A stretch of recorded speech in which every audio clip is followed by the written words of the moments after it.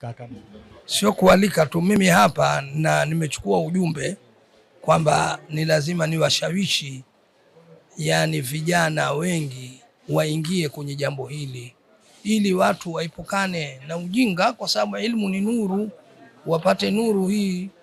Kwa hiyo nawaalika vile vile watu katika academic Swahili ya sheria ya Kiislamu, ambayo ikitajwa ilmu ni ilmu ya sheria, ambayo Mtume sallallahu alaihi wasallam anasema man salaka tariqan yaltamisu fiha ilman sahala Allahu lahu bihi tariqan ila aljanna, mwenye kuitafuta ilmu akaifuatia njia zake upata nafasi yani mpaka peponi, yani lau kama afa peponi. Sasa ilmu imekuja yenyewe hapa, ndio mambo ya muhimu zaidi, na mtu hata kuwa na hoja mbele ya Allah, kwa sababu mbele ya Allah kuna maswali manne utaulizwa.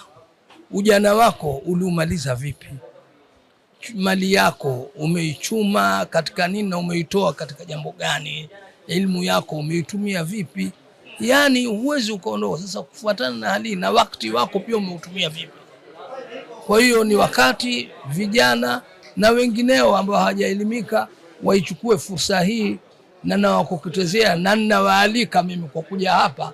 Kwa kweli ni jambo limefurahisha. Karibu sana katika Africa Academic Swahili.